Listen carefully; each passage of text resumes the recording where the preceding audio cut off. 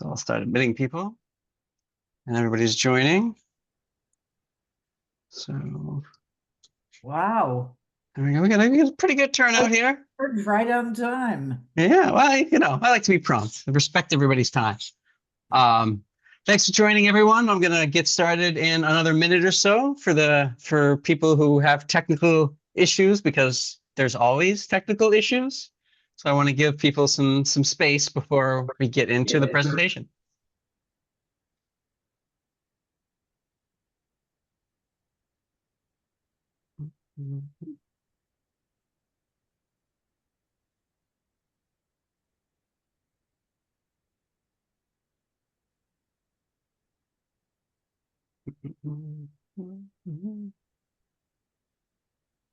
Right, right. Oh, there's another one. Just when I'm ready to start, someone else wants to join. So give me a second.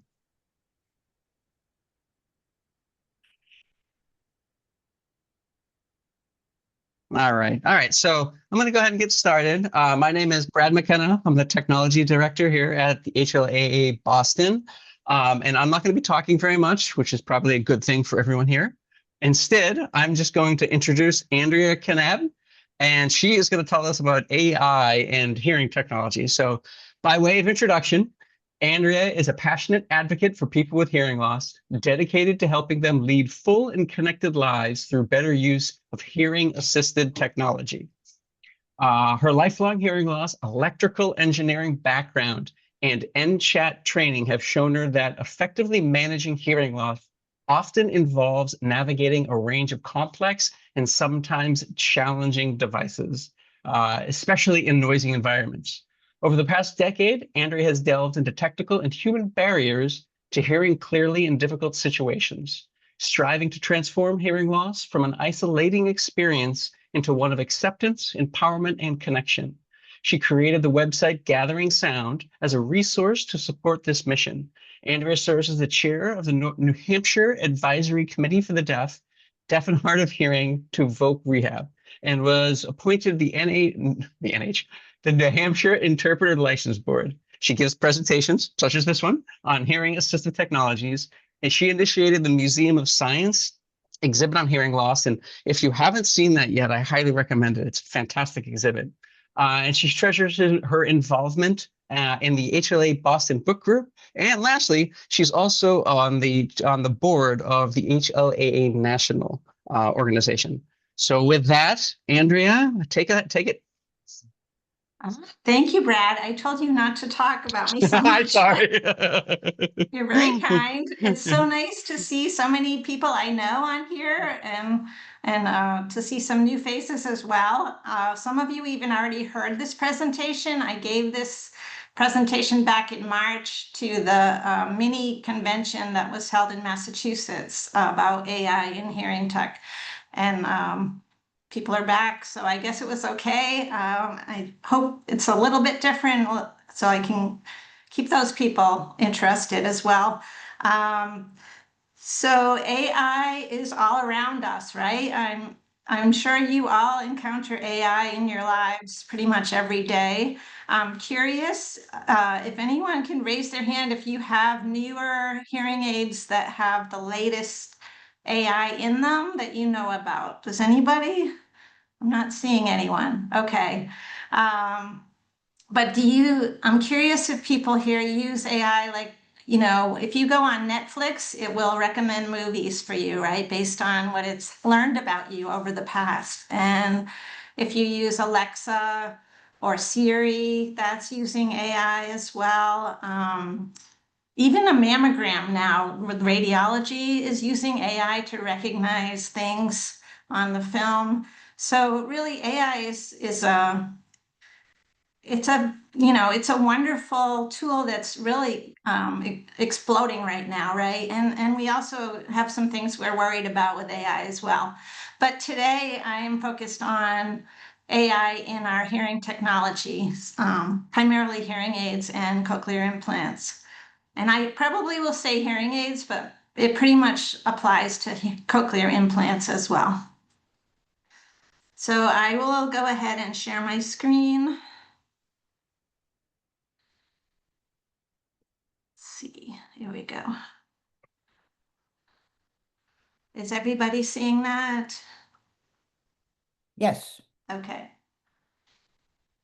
Um,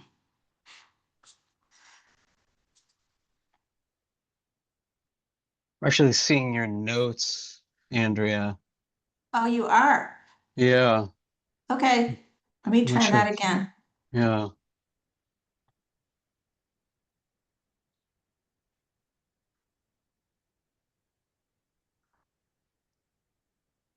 Let's put it in presenter mode.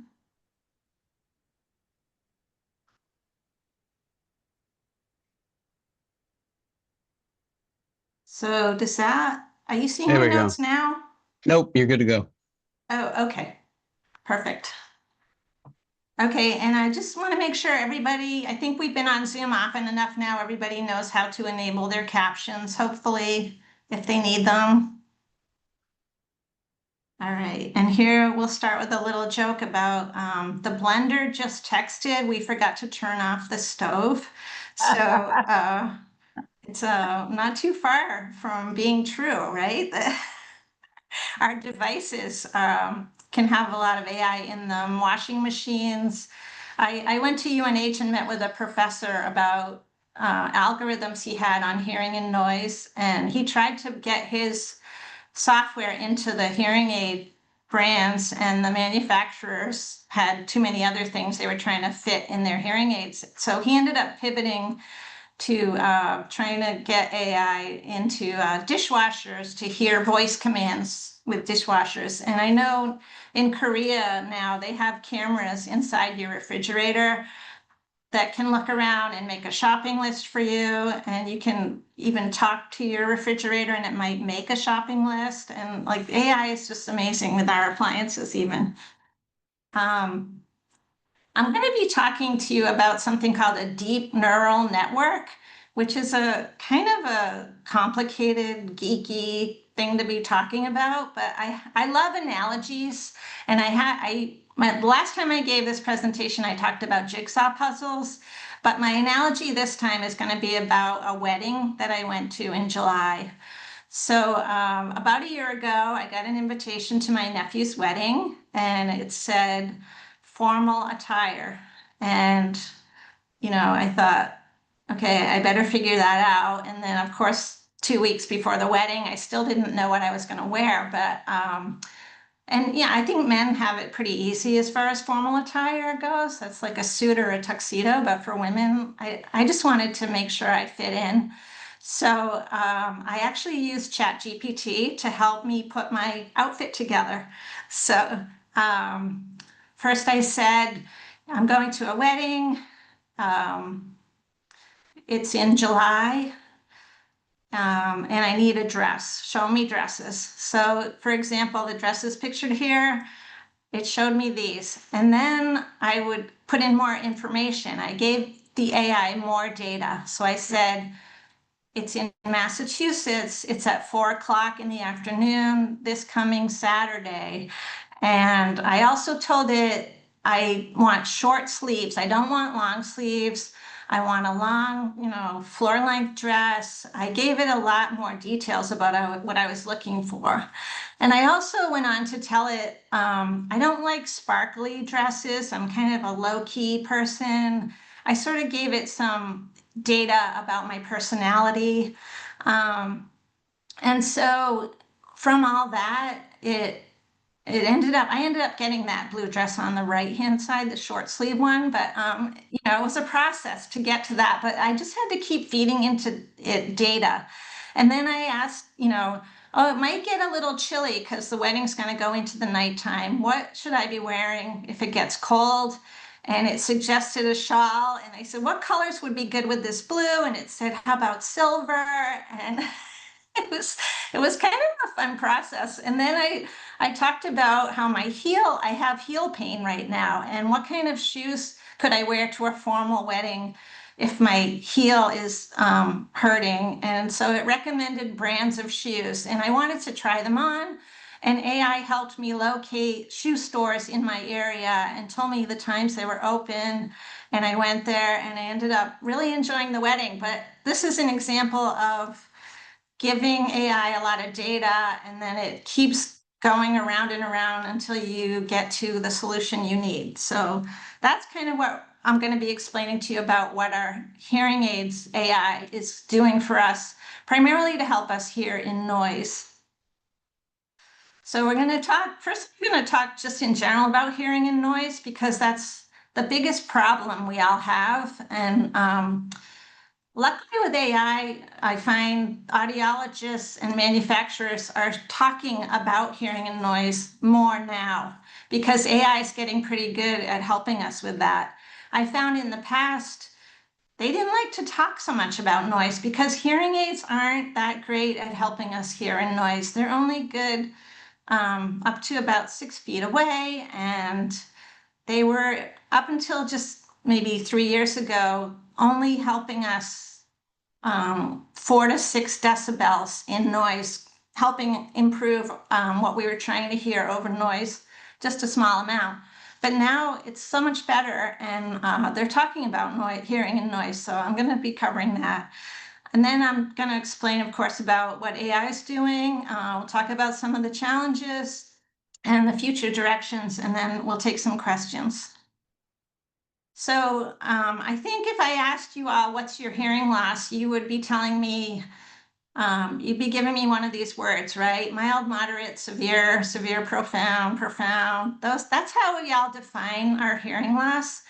And that's an important part. That tells us how loud we need everything to be. But this is almost entirely, it's not completely separate. It's actually pretty closely related, but hearing and noise is a whole nother ball game. So just because you have a certain audiogram doesn't always tell you everything you need to know about how well you hear in noise. So for example, my husband is sitting over here and he has above average hearing. He can hear really well. His audiogram is even up to 10, like he hears so well, but he can't hear in noise. So that's called hidden hearing loss. So that's just an example of how, you know, your pure tone average, as they call it, can be very different from your ability to hear in noise.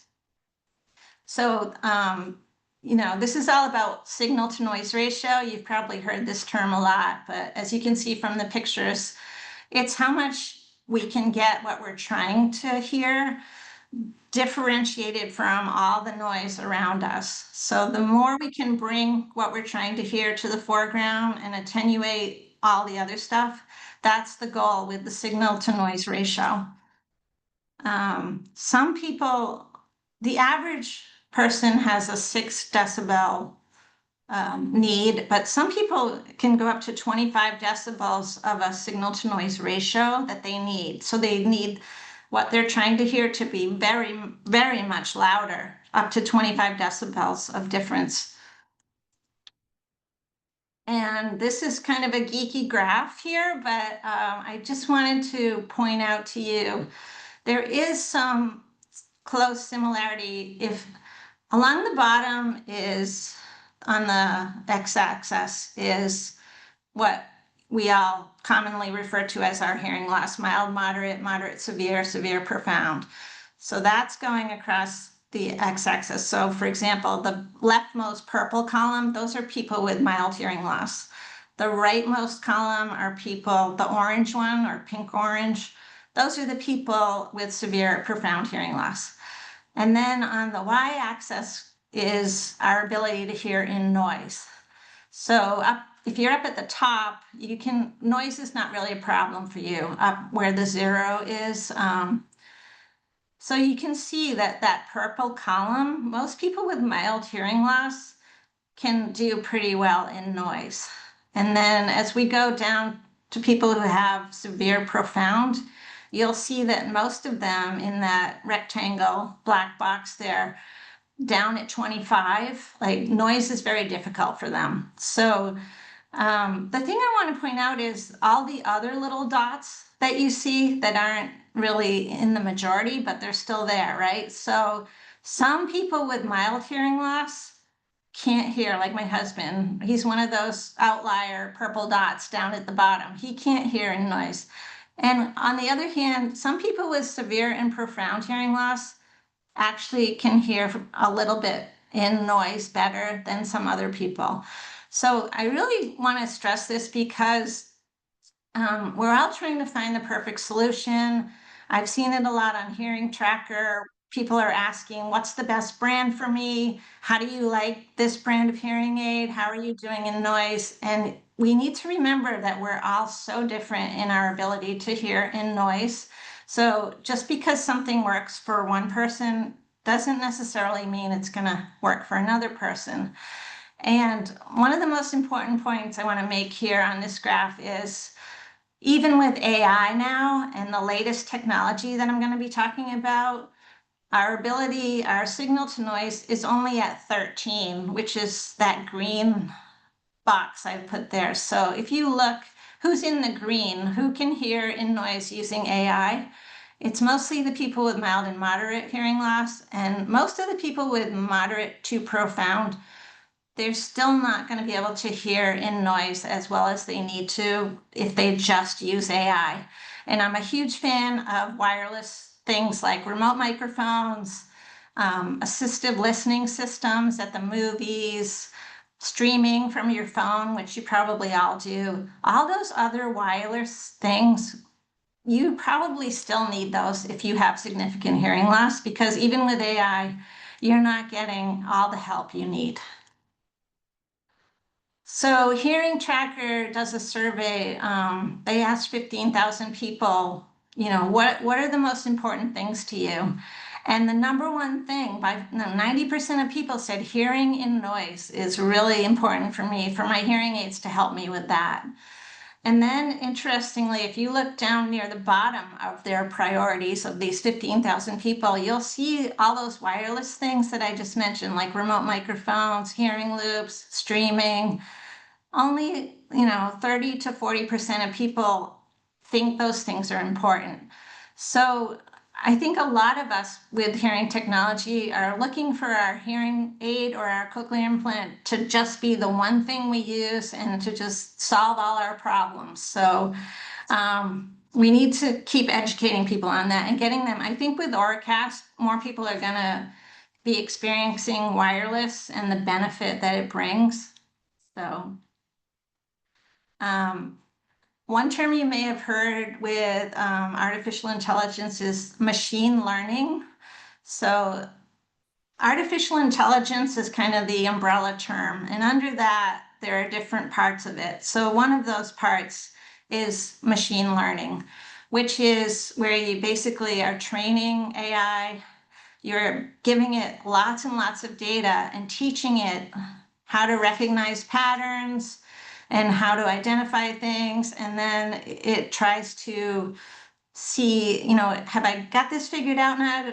Am I doing this right? And you keep training it. You keep going around and around. That's not all what AI is training involves, but that's for the most part what we're talking about tonight. So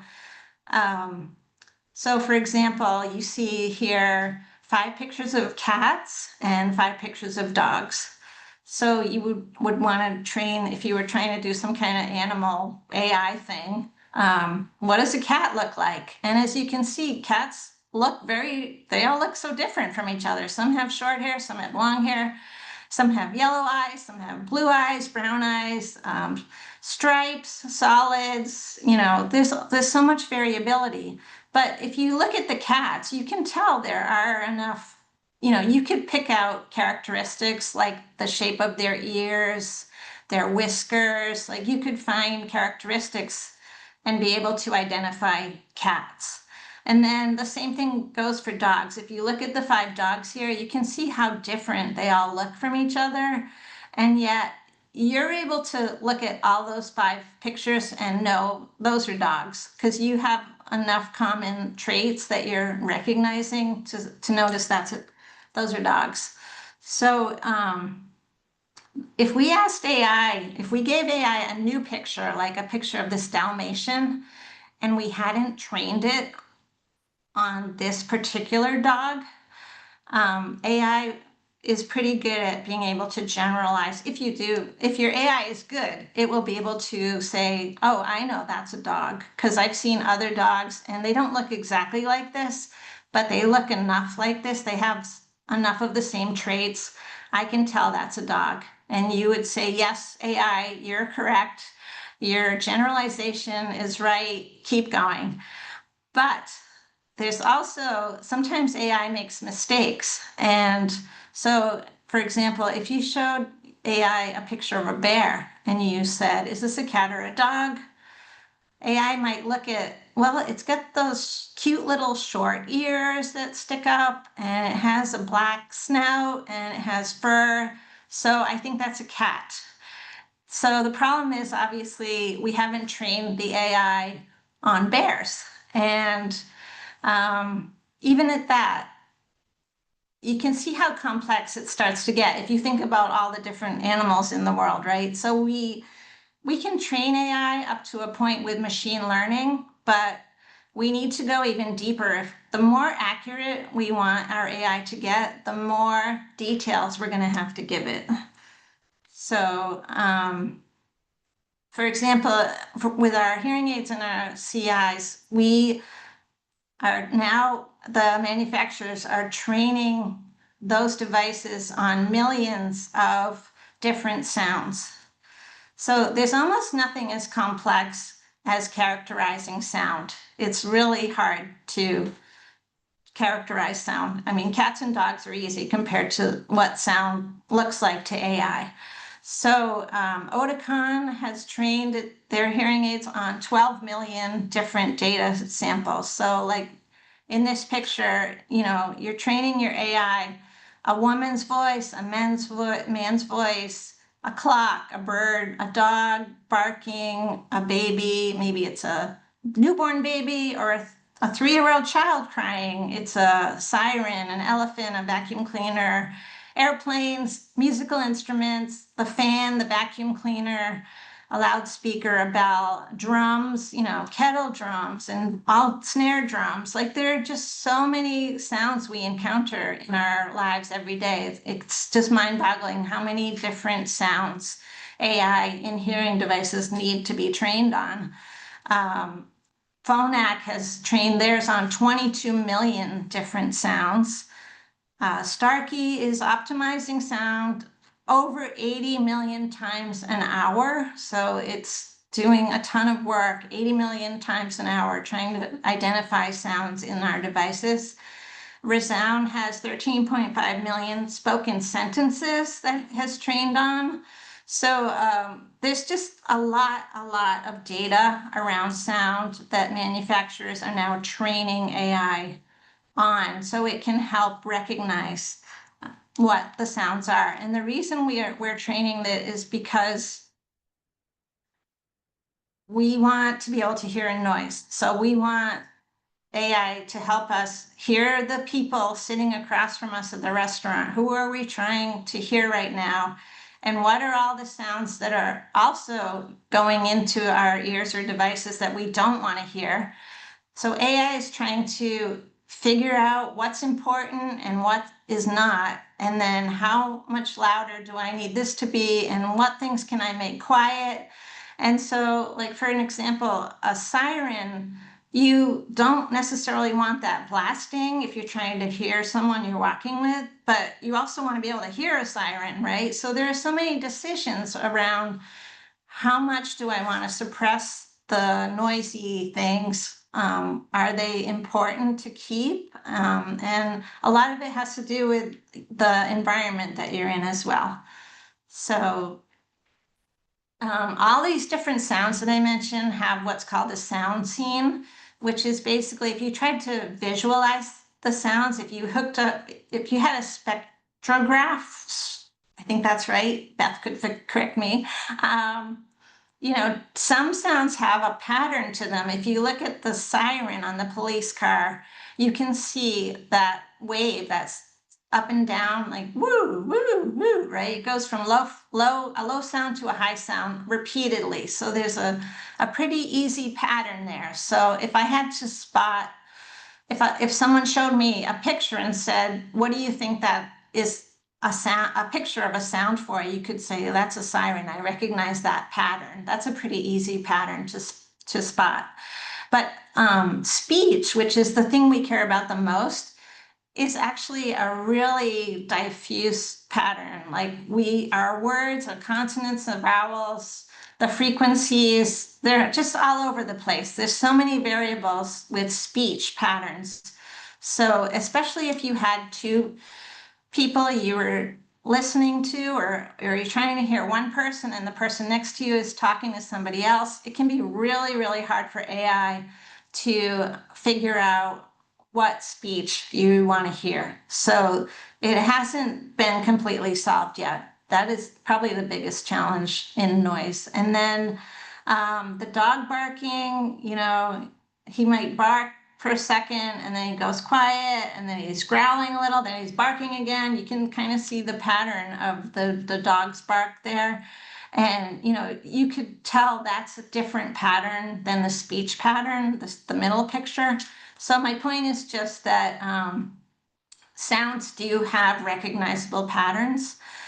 The thing that amazes me about AI, and I did talk about jigsaw puzzles last time, is it's kind of like you took 12 million jigsaw puzzles and threw them all into one bag.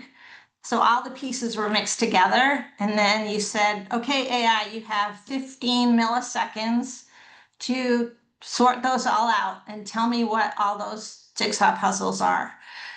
It's amazing how AI is able to recognize different sounds in a really short, real-time, almost real-time way, and then give us what we're trying to hear.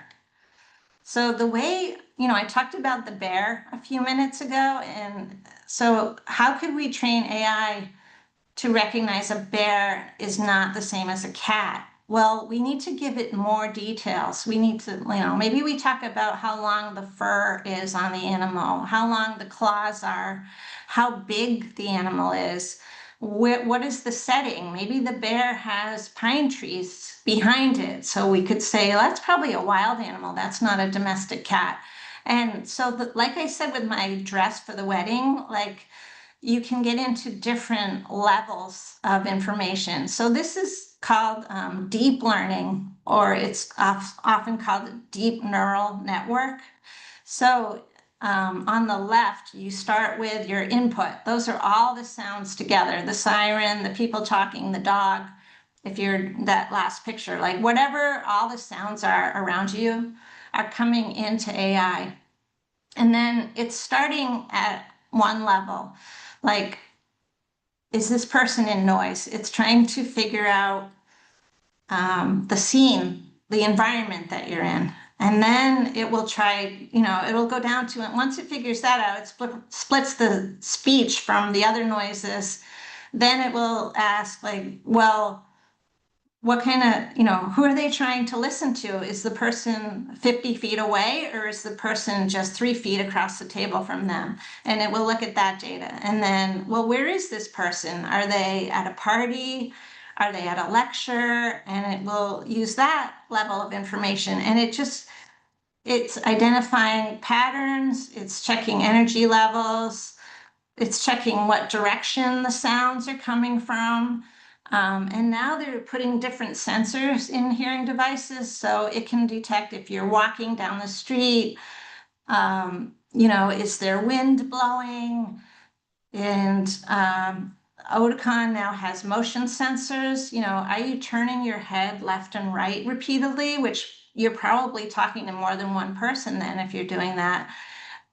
It's hearing devices that keep adding more sensors. It's trying to get more and more details on where is this person and what are they trying to do to try to help give you what you're trying to get to, which is clear speech in noise. So I hope that makes sense. So this is a little geeky, complex graph. Once again, I can't seem to stay away from these, but So we've got 5 different settings that you might be in here, and I'm just trying to show you how AI works. So if you were in a quiet conversation, it wouldn't really be worrying about wind. It wouldn't be trying to get rid of wind sounds. It would mostly be trying to boost up the speech, and not worried so much about noise. You're in a quiet conversation, so it's not doing a whole lot of work. It's mostly just trying to increase the speech that you're trying to hear.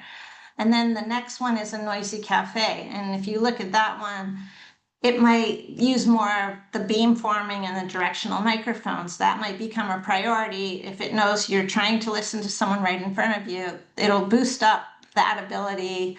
It'll try to also kick in a little bit more noise reduction for you.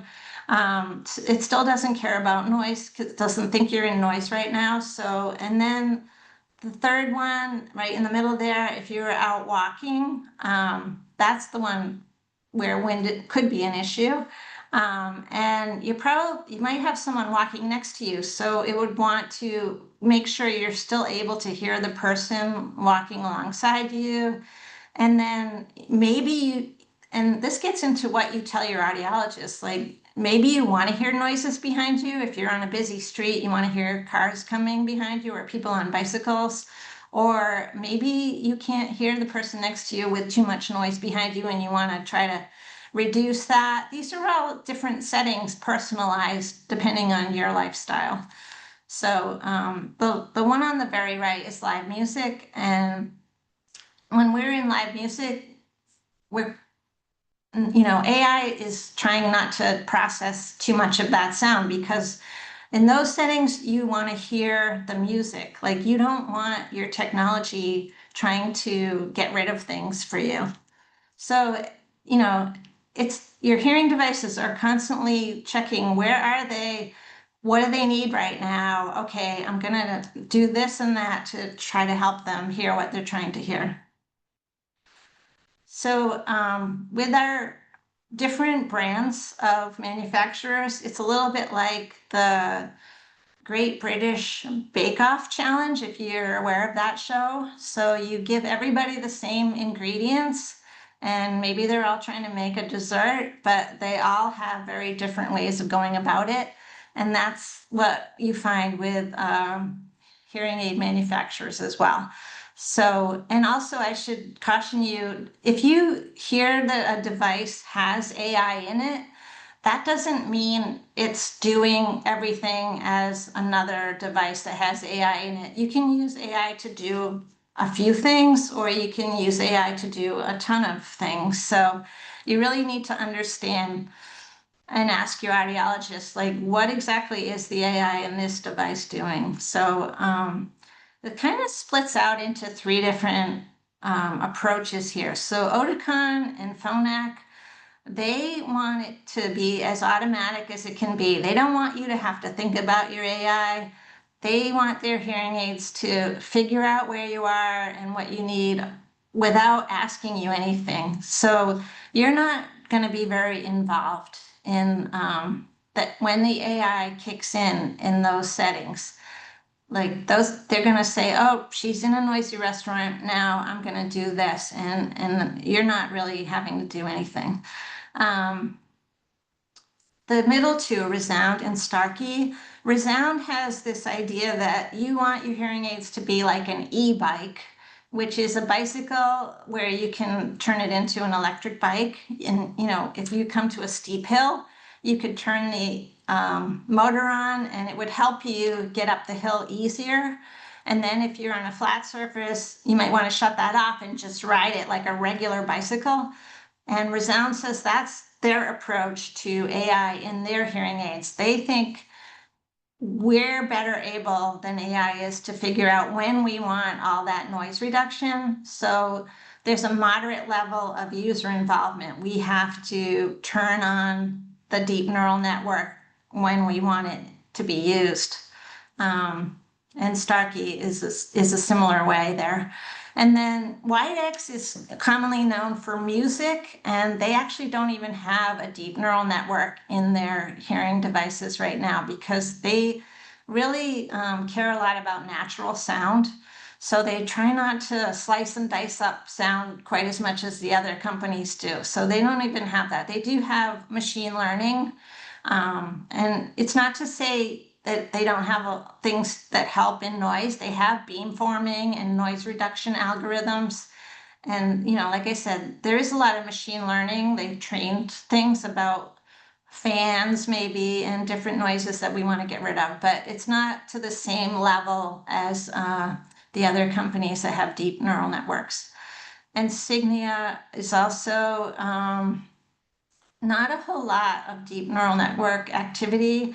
They tend to do crowdsourcing, and they look at what is everybody doing on their apps? What kind of settings are they preferring? And they kind of get data from a lot of people and then adjust hearing aids based on that kind of thing. So, like I said, they're all very different. If you are getting a new hearing aid, I think a lot of it is just the brand you're most comfortable with.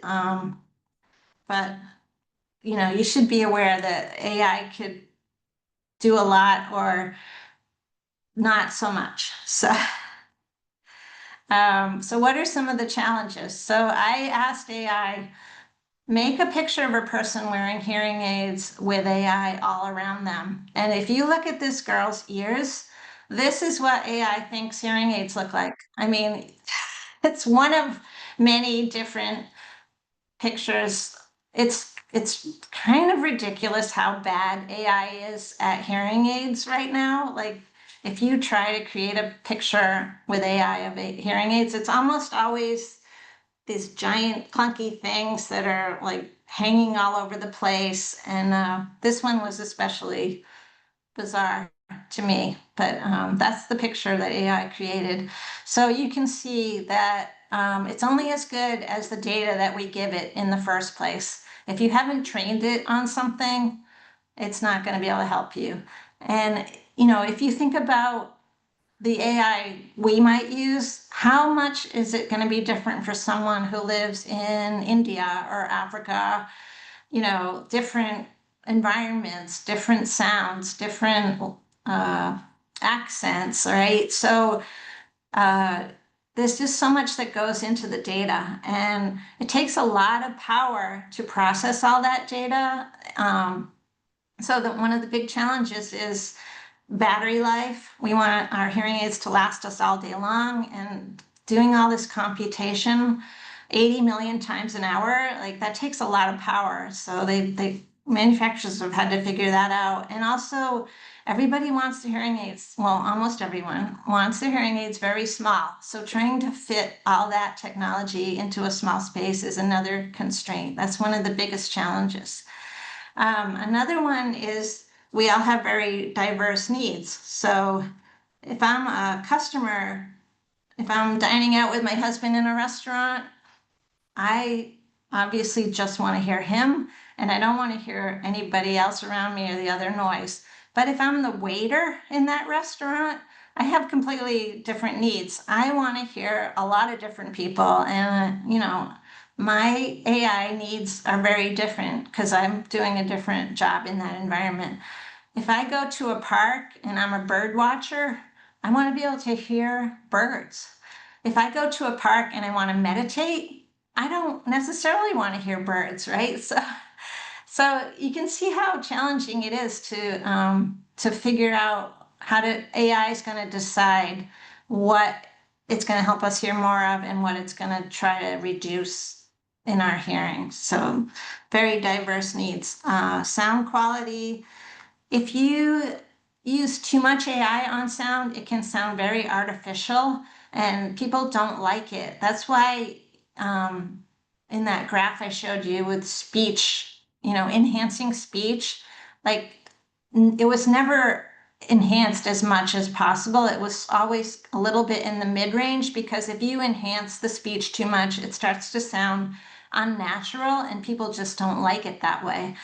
But we're all different in our preferences. Some people prefer a more harsh sound if they can get more clarity, and other people just want a more comfortable sound. So it's important when you're getting fitted for hearing aids, you need to tell your audiologist, you know, what your needs are, what kind of environments you're in, what your preferences are. And then you have to go try them out in the real world, keep notes on what's working and where things aren't so great, and then go back in again. And it's really a process that you have to do for your unique hearing loss. Privacy is another concern. If AI is learning through apps that we're using and maybe listening, I mean, I'm not saying AI isn't going to listen without your permission to you, allegedly, but you can see how you start to get into privacy concerns. If the manufacturers need data to train their AI, they need to know about your life, your listening, your sound environments, and it could get into privacy issues.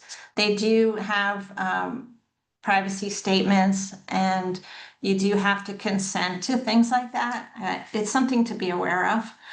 And then the last one I have here is how user-friendly is using AI in your hearing devices.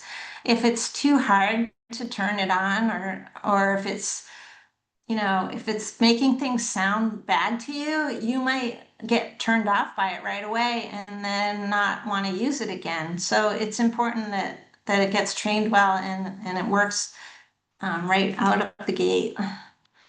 So there's an interesting thing happening right now with AI. It's called de-reverberation. So I think we all know what reverb is. That's echoes. If you go to church, there's a lot of reverb in the church. Bathrooms that have tile, there's so much reverb. It's all the sound bouncing off the walls and the floor and the ceiling, hard surfaces. So, like in this room right now, you might be hearing reverb from me, which I apologize. I tried to set up a mic and it didn't go out, but when you speak, there's the sound that comes directly to your ears, but there's also that same speech is bouncing off the wall, and then it's hitting your ears a little bit later, and it's bouncing off every hard surface. So you're not just getting the direct speech, you're also getting all these other delayed versions of that same thing, that same sound. So there was a murder case in Florida back in 2014. A law professor was shot and killed in his driveway.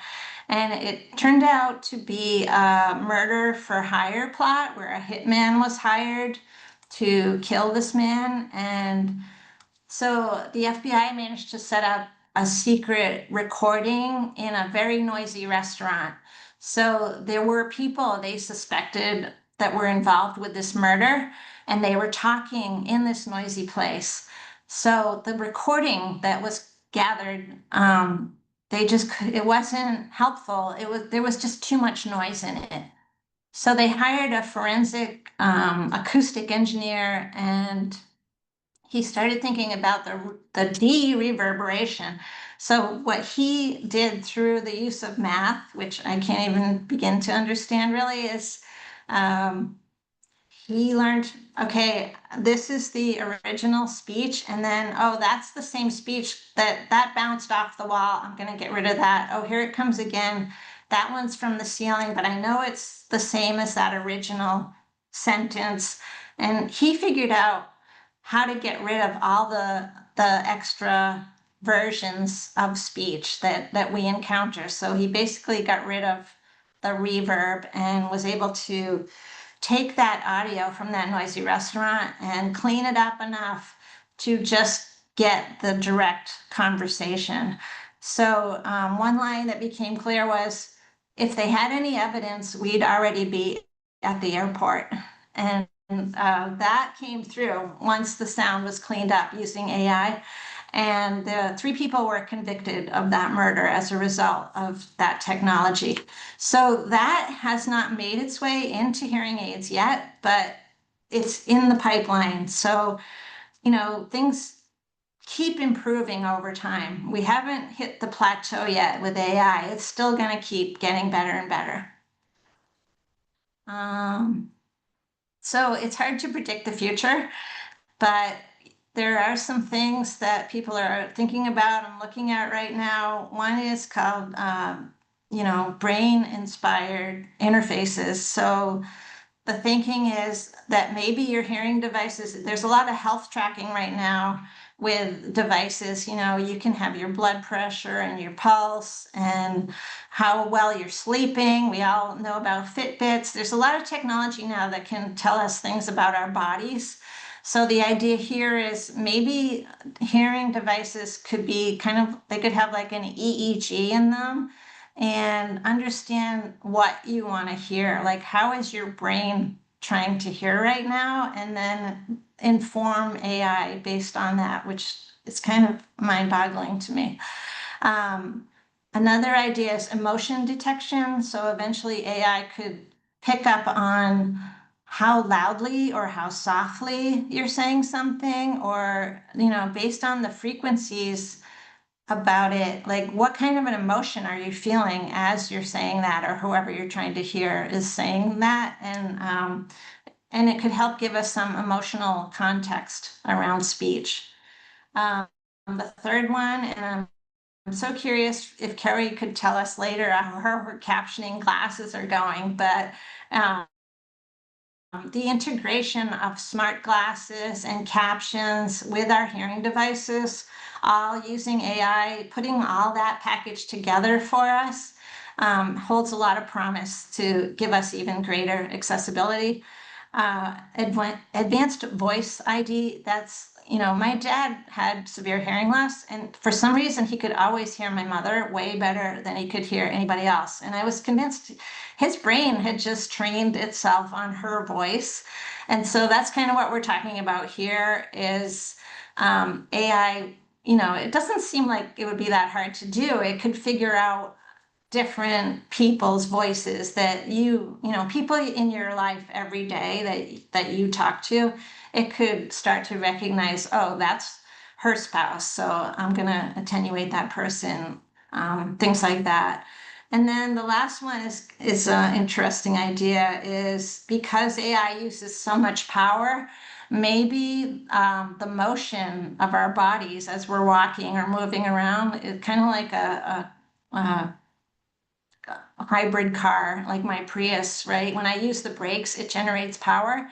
They're thinking maybe our hearing devices could generate some power from our movement to help power the AI. So it's kind of a crazy idea to me, but there's a lot of possibilities in the future. So not quite an hour here, but that's the end of what I've had to say, and I'm sure I forgot to say a lot of things. I welcome your questions, and I'd love to hear, I should mention too, on Hearing Tracker, like people are saying, so should I get AI hearing aids? Is it really going to make a difference? And I do have friends who have said, this has been life-changing for me. I am so glad I have this new AI. And I've heard other people say, I'm returning those. So, and some people can't tell if the AI has kicked in or not. And my daughter just got hearing aids with AI, and I said, have you noticed a difference? And she said, I'm not sure what the difference would be. Like, she can't know for sure, but she thinks life's better now. So it's pretty fuzzy, but for the most part, I'm hearing people say, it's a noticeable difference. So I'm curious if anybody has anything like that. Oh, hi, Jonathan. So I don't know, should I run the questioning here, or how do Jonathan, go ahead. You have a question or a comment? Well, first of all, hello, Andrea. How are you? Great, thank Uh, you. Good, good. Yeah, so sorry I came a little late. I got a long day, but yeah, I was able to get a little information and everything that you were just sharing and discussing about AI. And one of the things that we do know is that AI is a game changer. That's obviously for sure.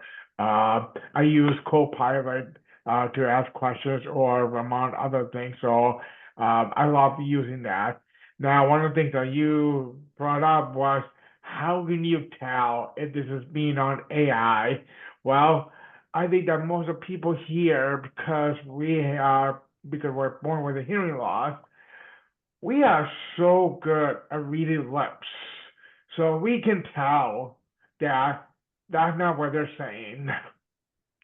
So one of the things that I would advise everybody here is just be careful of how they responded or how they use AI to go over, and just really look at the video. It's just like just just look at their lips and see what they're responding. We know that it definitely can be scarier. We know that for sure. But yeah, that's it's just pretty much a comment and just advice that I wanted to put in and out. And yeah, Andrea has been a rock star this entire time, being one of the board of directors of the HLAA, and we collaborate together at the Museum of Science. So I couldn't even think of anybody better to do tonight to do this Zoom meeting. So Andrea, thank you so much for your time, and I know that this was going to be a game changer in this meeting tonight. Thank you so much, Jonathan. I do want to tell everyone the Museum of Science exhibit is so much better because it has 4 people telling their personal stories of their hearing loss. One of them is also a deaf person using ASL, but Jonathan's story is such an important part of that exhibit. I'm so inspired by his story, and just really appreciate him being part of that. So thanks for your comments, Jonathan. Absolutely. And we do know for sure that my story is not AI, just so you know. Okay, I see Carrie and then Carol. So as I was listening to, all the different ways that AI can change or enhance sound for us, I was just curious, Andrea. So I've been recommended for CIs, and one of the fears I have is around, comments about maybe the sound will not sound as natural. It might be tingy or whatever the right word is that they describe. So it struck me to ask you if that's one of the things that they're working on, maybe unique more to CIs to help the sound get rid of that, whatever that unnatural quality is with CIs. I wish I was a professional audiologist or ENT that I could answer this so much better for you. I just got a CI a year ago, and it's true. And Sue and other people on here with CIs can tell you this too, but it is a very different sound. And so much of that is because it's such a different technology where we're not using acoustic sound anymore. We're using electricity inside of our head, basically. So as much as AI can help, I think because of the way CIs work, I can't say how much it would help with making sound more natural. With my brand, which is Medell, they like to talk about, if you can get it into the lower frequencies, you'll have more natural sound, you'll enjoy music more. I mean, every brand has different claims on why theirs is the best choice. So I'm not saying mine's the best, definitely, but when they talk about natural sound, that's the kind of thing they talk about, is how well the implant has been put in. But certainly there'll be AI in the processor, but I think because it's those electrodes, I think we're still going to face that challenge. I don't, maybe AI can figure out how to overcome that, but I'm just not aware of it. Thank you. I see Sally, but first Carol. The restaurants, of course, are always a problem. And I carry a clip-on mic to put on the person who I'm talking with in the restaurant. But now I have AI on my hearing aids, and when I put it on the mode. This is the Phonak with the spheric mode. When I put it on the sphere, it's amazing. I mean, it really cuts down the background noise. But you cannot use both the spheric setting and the mic, the clip-on mic at the same time. And is is there anything on the horizon that allows different things to work together? And why is it that you can't use both? And which one is going to be more reliable? I mean, testing every time I go to a restaurant, it takes up all the appetizer time. So what's the story? Why do they conflict with each other? Why do they conflict with each other? I'm sorry. I was trying to read the questions in the chat. Can you ask the question one more time? They're different mechanisms. The AI, which Phonak is calling the spheric, cuts out the background sound in a restaurant.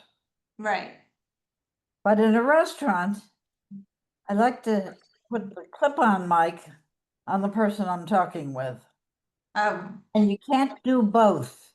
I see. Wonder I see. why you can't do both, and if there is any way of using both. Because if I cut down the background noise, I really can't fully catch what the person next to me is, across from me is saying. But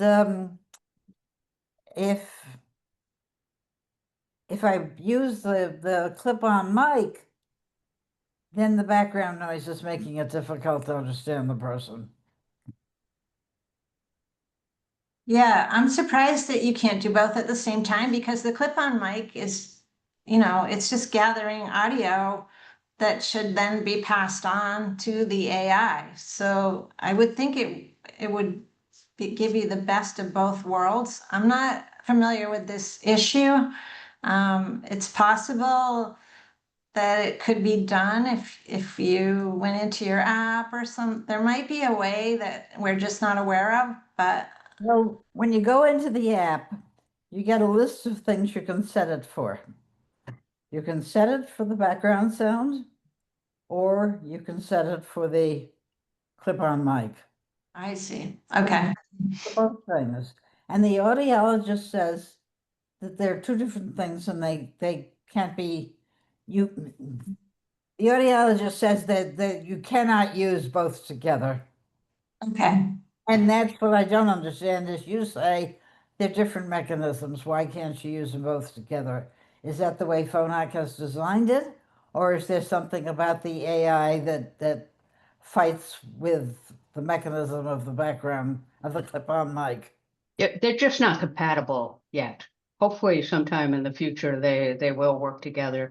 But right now the mic probably takes all the power, and then if you switch to the AI, it takes all the power, and they haven't put the two together yet. I'm sure they were developed by different parts of the company. Ha ha. Thank you. That's interesting that you do think it will be fixed. Oh, I think it will be integrated eventually. It's just right now they're so intent on we have AI, and well, even the fact that it can only it works it throws everybody else off the stage when it works. And hopefully the next generation of the hearing aids will make them play better together. Thanks. Thank you, Beth. I'm so grateful you're here. Beth knows so much more than I do. A lot of my technical knowledge came from being a student at Worcester Polytech, and Beth is actually a professor at Worcester Polytech. And she's been in this hearing loss world so long, and did her PhD on hearing and noise, I believe. So, and she teaches about AI. So, I should just let you answer all the questions. No, you did. This was a great presentation, Andrea. Okay. I really enjoyed it, and I love hearing what what AI is doing with hearing aids and being hopeful that it won't just be hype. Okay. Yeah, I know that we get a lot of hype, don't we? So Yeah. thank you. Okay, Sally? Thank you. Could could I just jump in for a minute for what Beth was saying?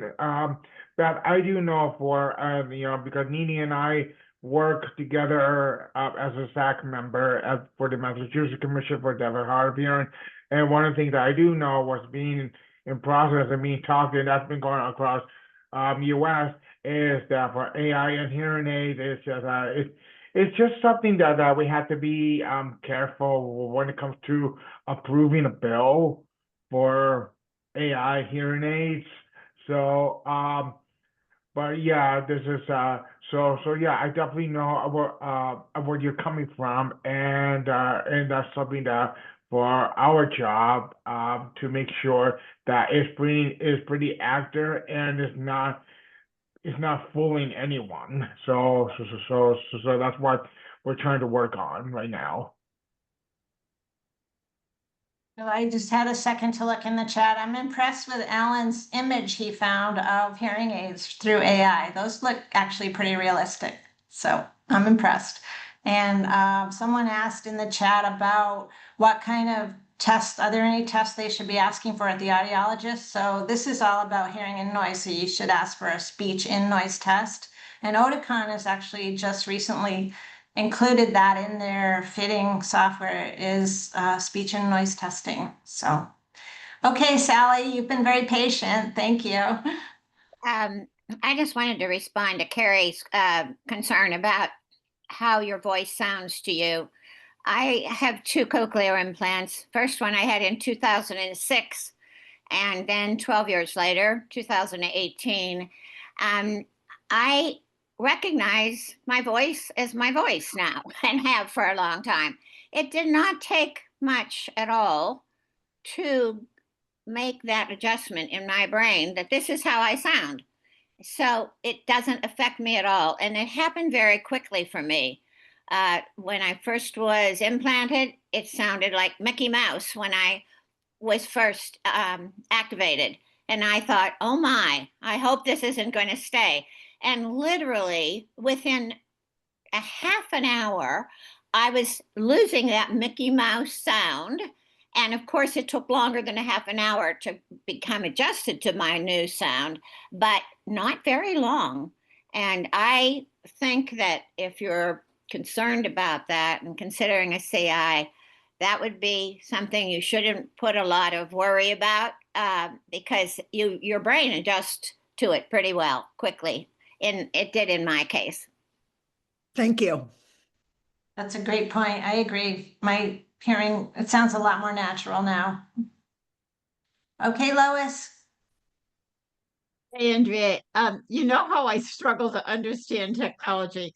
So from what you're saying, it sounds like mostly you've been talking about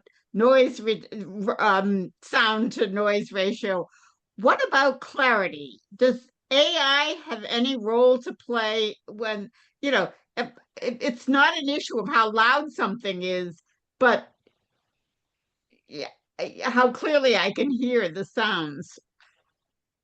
Yes, Beth can probably explain this better than me, but I mean, separating what you're trying to hear, getting rid of the noise, cleaning up what you're trying to hear, that will help you with clarity itself. AI also works on certain frequencies, consonants and vowels. It's also doing other things to try to make speech more clear. So yes, it's not just getting rid of noise. It is that's the goal, make words more clear. So I don't know how much you use like an assistive listening system in church or your theater, or you're streaming on your phone, like you may have noticed you can hear more clearly. So yeah, it's doing even more than that with the actual speech itself. So Peggy, nice to see you. Hi, great to see everybody. A wonderful presentation, and I am definitely not the best person to address Carol's question, but I'm just going to give it a shot. So on my CI, I have, I think, 4 or 5 programs.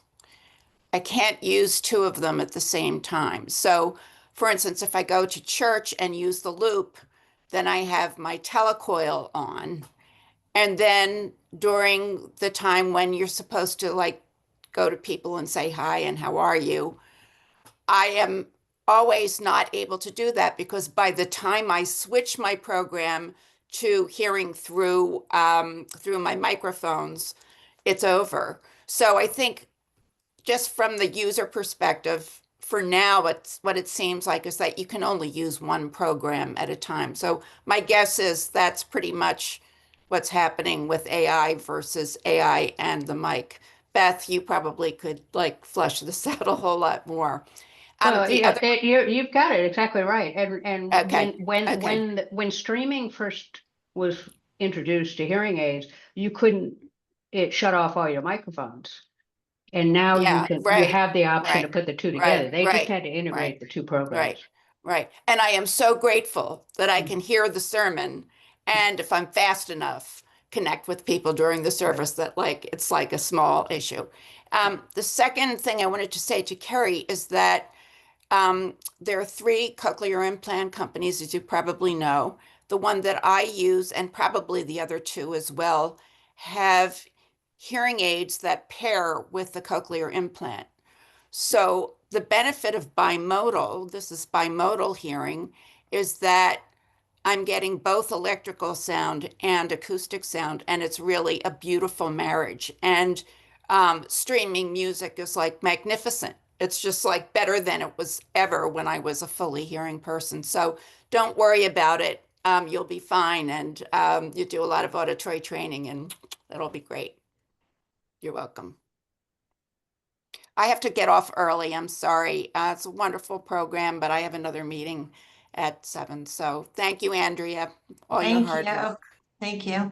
Don't work too hard, Peggy.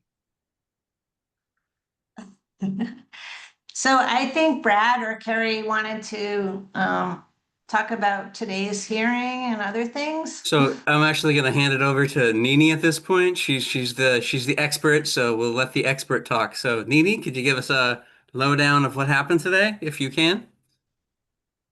Oh, you're muted. Yeah. Nini, you are muted. Unmute yourself. There we go. There Sorry we about go. that. The expert, the lowdown. Okay. So we had a really good turnout today.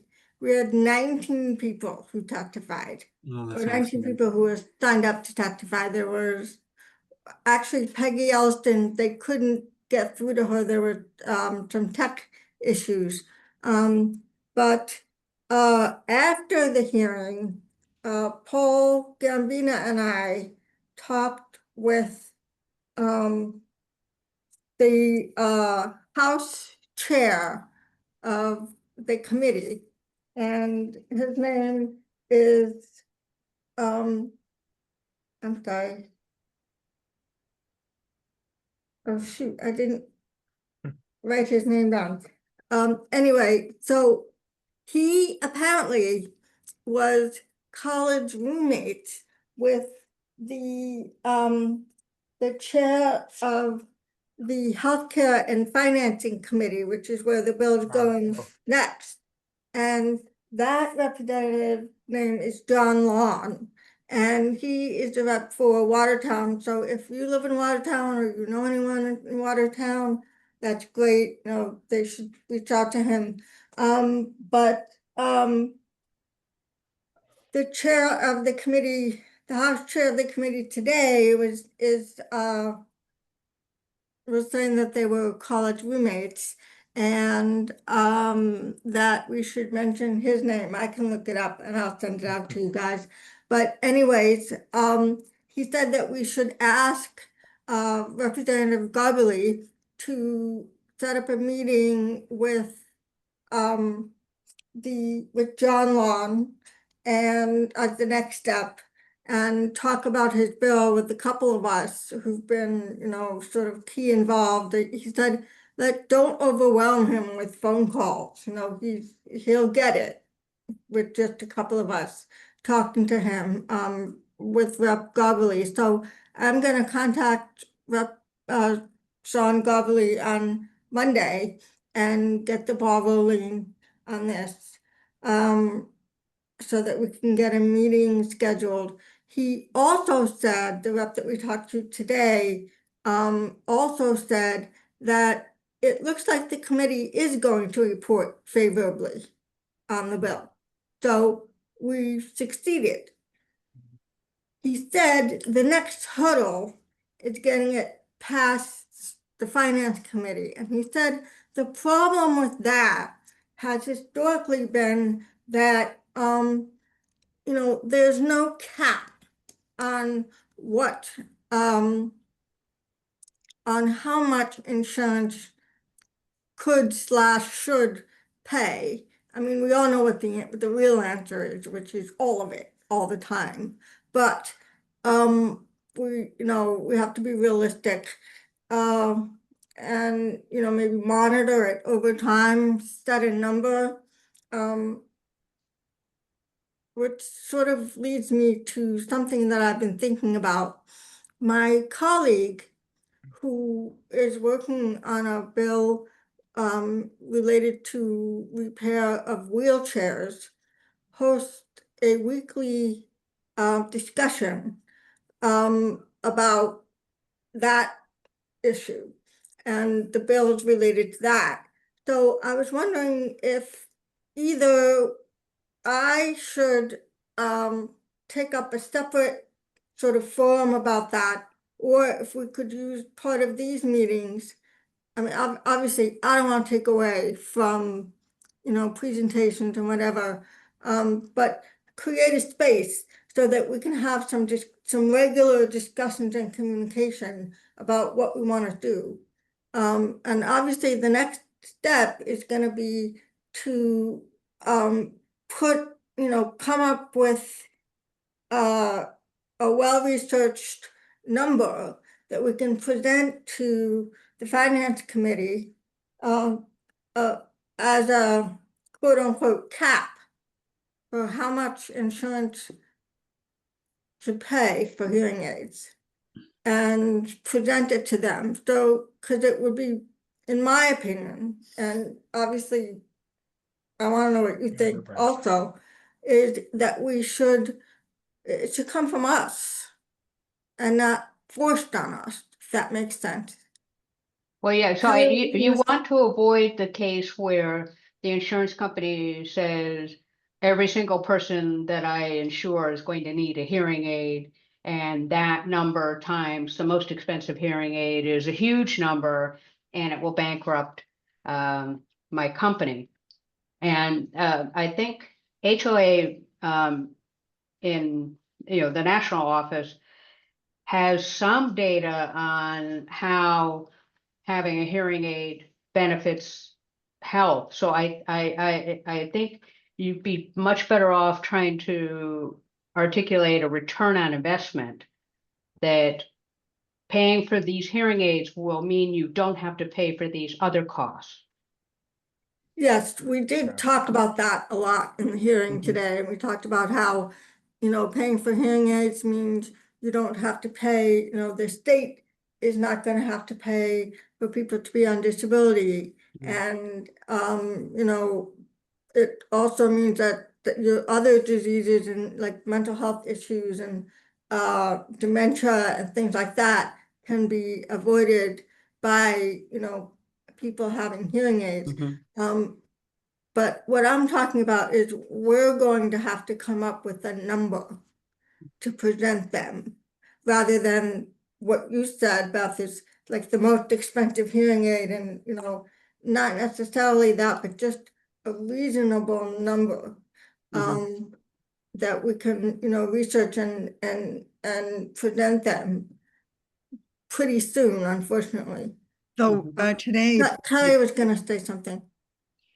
so at the hearing today, Nini, Betsy Ireland, who some of the folks on the call know, she also testified and brought up the New Hampshire bill. Today in New Hampshire, private insurance covers hearing aids, but there's a cap, a dollar amount cap. And they get replaced every 5 years, as opposed to what the current Massachusetts bill was proposing every 3 years. So she made the suggestion that in the committee, in her testimony, suggested that that might be a way to trade off, or to get the committee at the next step more comfortable by extending the replacement period to every 5 years. Assuming again, there was not a substantial change in hearing, but every 5 years would be the insurance coverage versus every 3 in the current draft. So I think there'll be a bunch of things like this that go on offline, and then there'll be another hearing with a different committee, as Nini has mentioned. So good news is we've gotten through step 1 after, with a lot of work from everyone, but we'll be updating, and Nini, if you wouldn't mind coming back and updating the group, certainly at our monthly meetings, about where we are. And there may be some communications off cycle, if we need folks to engage further. I do want to say it was not just the number of people that showed up. The first testimony was given by a high school student from Andover. Okay, she kicked it off, and she did a fantastic job of laying out to the committee about how her life has changed with hearing aids. And from there we had people of all ages, and we also had great representation across the groups that you all are familiar with that operate in Massachusetts in support of deaf and hard of hearing. We had Ellen Wilson, come in via Zoom. We had Deaf Inc. We probably had 5 people in there from Deaf Inc. The Mass Commissioner from Deaf and Hard of Hearing showed up in person at the beginning of the meeting. I mean, I could go on, but many groups were there in the room, which I think was very powerful, to the committee, in addition to our numbers. So I'll leave it at that. Nini, I don't know if there's anything else to close with here. If I could just jump in, I was at the hearing as well, and everything that Carrie just said, there's no way I could just describe better, because I was gonna mention about that 17-year-old female who set the tone, and I met them afterwards, and wonderful family. The parents supported her, and she seems to be a very she's really mature at her own age, and the way that she stepped up the tone really got the bill moving, So, and then everybody did a fantastic job. As what Nini said, 19 people, and then I think that we must have had like over 100 letters been sent via email of the testimony letters. So it's been a great outcome, and it really set the tone, and we have a good feeling that that was good enough to get that bill moving. So yeah, I'm a social media director in a community engagement for the HLA Boston chapter. I'm always posting things on social media, so if you guys just click to follow, and I will keep you guys updated. Brad is a website designer. He's always posting things in there. So just keep circling back, and just keep your eyes open for that bill as we move on. And I think that Nancy? Paulie had his hand raised for a long time. No more? Okay. Nancy? Oh, hi everyone. I am very impressed with this chapter. Wow, it's super dynamic, and thank you, Andrea, for a really great presentation. I just wanted to say that I have a company called Auditory Insight, and we do modeling like this all of the time. Nini, if you want to call me, I can help you think about how to model kind of what the cost might be in different scenarios. And Peggy knows how to get in touch with me, and so does Andrea. Great. Excellent. So Paul, My email in. Yeah, Nancy, if you want, could you please share your email address in the chat room Yeah, so we can, so therefore we can stay connected. I think everybody seems to be leaving and they don't like us anymore. No, I'm just kidding. Yes, Carrie. I do want to close just with that. The committee is still taking testimony. And Yes. we still want people, anybody who has not contacted their state reps. So Nini's going to talk about that, but Oh, yes, please do contact the committee members, it's the joint committee, on, sorry, not the joint, going to the joint committee on healthcare finance. It's the Financial Services Committee. And you can contact all of those members, the representatives in particular, and then also contact your own rep and senator and let them know that you support that, you support the hearing aid bill, and it's H3946. I just put it in the Thank you, chat again. Nini. Yeah, thank you, Nini. And my email is there, so please contact me anytime you want. If you have any questions, you wanna add something, you wanna do something different, you have an idea or whatever, please do Thank- contact me. Thank you, Nini. It seems to be that Brad just jumped ahead and he just shared a link in the chat room of the bill and the email address. So if you guys want to take a picture, copy and paste, we definitely need your help, guys. The more the merrier, as we get going. But yeah, I'm sorry, keep interrupting Brad. Brad, the floor is yours. I'm gonna shut up. No, I was just wanted to mention that I wanted to give HLA national credit because the first link I sent is a form that it does the heavy lifting for you. So you just fill out the form and you can contact your rep that way. And the second was an email that from the financial services that Nini was mentioning. So if you just want to go ahead and email that, that's in the link there as well. The link to the email is in the chat. and I Thank you, think Brad. Yeah, the, absolutely.